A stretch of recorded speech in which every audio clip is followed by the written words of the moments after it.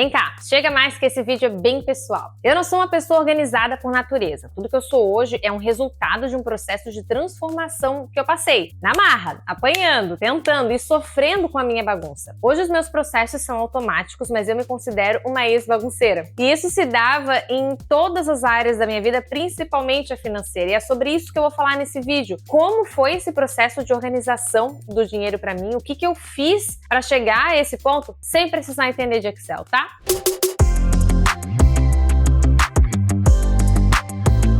Eu sou a Gabi Bride e aqui no canal você encontra conteúdo de organização pessoal, de produtividade. Se você ainda não se inscreveu, aproveita para fazer isso agora. Ativa as notificações porque ao longo desse mês, ou seja, os próximos vídeos serão sobre essa área da vida que é a financeira, então tem muito assunto pra gente conversar e é para você ficar sabendo de tudo. Você ativa as notificações e já aproveita para dar um like aqui nesse vídeo. Em outros vídeos aqui do canal, principalmente quando eu falo de maternidade, eu conto sobre o meu ponto de virada da bagunça, que foi uma vez que eu tava grávida, a única vez, né? E perdi um único AirPod, nunca mais encontrei. E como essa situação me fez cair a ficha de que eu seria responsável por outra pessoa. Tava pra nascer. Isso foi a minha bagunça física mesmo, sabe? A minha bagunça de coisas jogadas mesmo. Esse foi o meu ponto de virada. Mas teve outra questão que a maternidade me trouxe, que foi escancarar a minha desorganização financeira. Eu nunca fui de poupar por poupar só, sabe? Eu guardava dinheiro quando tinha algum objetivo muito claro na minha cabeça, tipo viajar,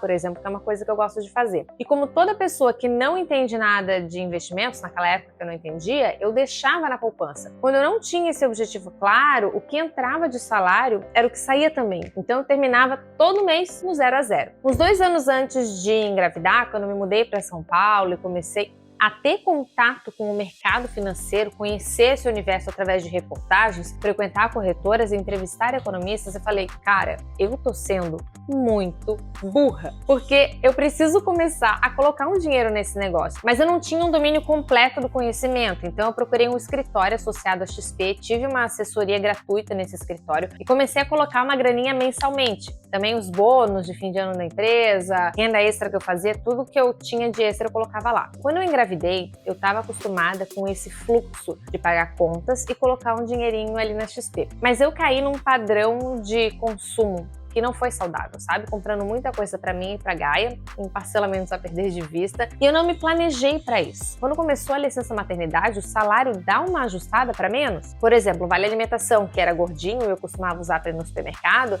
não vinha mais. E aí aquele gasto ele foi incorporado e se somou aos que eu tinha antes, as horas extras e adicionais, noturnos, eles não vinham mais também, então teve uma reduzida, sabe? Parece pouco, mas foi suficiente para, em 10 meses, depois desses 10 meses, eu pensar, meu, me enrolei, encalacrei geral. E eu não tinha controle de como que tava a minha conta corrente, porque eu era adepta daquele ditado de que o que os olhos não veem, o coração não sente. Mas eu não sei se vocês sentem isso, o descontrole financeiro e não saber o cenário real. Quando queria melhorar, isso me fazia perder o sono. Um estresse muito grande, uma preocupação muito grande. Então, eu comecei uma consultoria financeira com 2 queridas, a Grazi Sabatini e a Vanessa Silva. Eu queria uma ajuda profissional para colocar as minhas contas em ordem, sabe? Na primeira reunião, elas pediram que eu já levasse um levantamento da minha situação. E esse foi uma das coisas mais difíceis que eu já fiz, porque encarar o próprio descontrole financeiro te coloca em contato com padrões, emoções, conflitos internos, com lidar com a tua criança interior. E eu apresentei para elas uma relação de tudo que eu tinha financeiramente. E o nome desse arquivo, eu lembro bem, era Caixa de Pandora.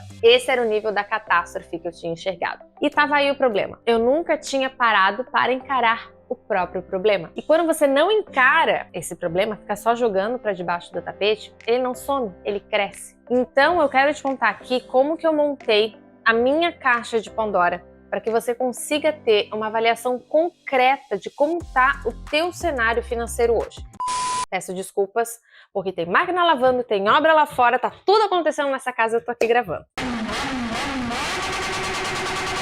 Então a primeira coisa que eu fiz foi pegar o meu contra-cheque e ver quanto que era o meu rendimento líquido. Eu anotei no canto esquerdo do papel. Eu sou do papel, tá, gente? Eu faço tudo anotado e depois eu passei pro computador. Eu anotei ali também o que entrou nos últimos meses de renda extra. Tudo naquela coluna da esquerda. No caso, você tá vendo isso à direita, eu tenho que fazer com essa mão, da esquerda. E aí, do lado direito, eu comecei a anotar quais eram as minhas despesas fixas. O que eu pagava da minha parcela, da minha cota de contas aqui de casa. E aí eu peguei os meus cartões de crédito. Sim, eu tinha mais de um. Inclusive, hoje eu tenho só o da XP, porque ele tem um benefício que é o Investback, uma porcentagem da minha fatura que vai direto para um fundo de renda fixa. É a melhor coisa, basicamente, porque eu gasto o que eu preciso gastar e depois vai pra lá. Enfim, peguei os meus cartões de crédito, abri fatura por fatura e separei o que eram os gastos recorrentes, assinaturas, streams, academia. Depois eu vi o que eram gastos frequentes, mas sem valor fixo, tipo farmácia, supermercado. Quanto eu gastava com cada um, eu não tinha ideia. Separei quais eram os meus gastos com transporte por aplicativo, já que eu vou e volto assim na maioria dos meus dias. Das minhas compras parceladas, eu listei uma a uma numa coluna assim, o que era, o valor, quantas parcelas faltavam, qual era o mês que encerrava. Eu precisava ter a previsibilidade de quando o cartão iria aliviar.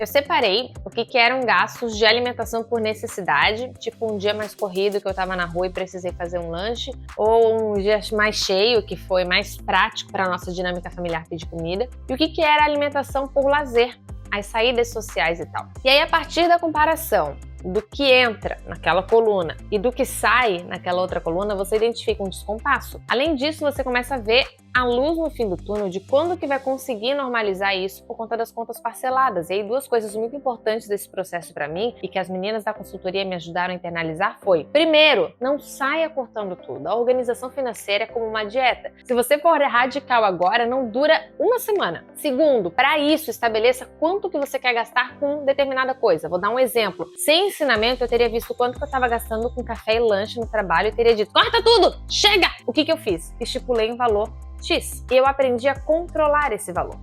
Isso serviu para absolutamente tudo. Você não deixa de sair a lazer, mas você cria uma meta e vai encaixando esses planos dentro disso. Por isso que é tão importante você saber e ter tudo isso planejadinho. E é por isso que eu digo que é um processo dolorido, porque exige que você olhe para dentro de você, como que você chegou até ali, mas também exige que você faça concessões. Ninguém gosta de fazer concessões. Se a gente pudesse, a gente teria tudo. Mas ceder a demandas é imaturidade, porque a vida adulta exige que a gente faça escolhas e priorize. Não tem saída, cara. Até o cara mais rico do mundo faz escolhas e concessões. Senão, ele não seria o cara mais rico do mundo, entende? E esse vídeo é muito importante para poder dar o próximo passo, que é, uma vez com as contas em dia, com um orçamento planejado, a gente consegue focar nos grandes objetivos e começar a investir, que vão ser então o assunto dos próximos vídeos aqui no canal. Mais uma vez, se inscreve aqui para saber quando que esse vídeo dos investimentos e os próximos vão ao ar. Enquanto isso, que tal dar uma olhadinha nesse outro vídeo aqui que eu falo sobre como criar novos hábitos e como que é essa jornada da mudança. A gente vai falar aqui no canal também sobre inflação, Selic, algumas letrinhas, que não é aquela sopa de letrinha dos investimentos não, tá? Alguns indicadores que você precisa saber para entender a economia e cuidar do teu dinheiro, mas de uma forma muito descomplicada, muito simples, muito objetiva. Acho que você vai curtir bastante, tá bom? Até a próxima!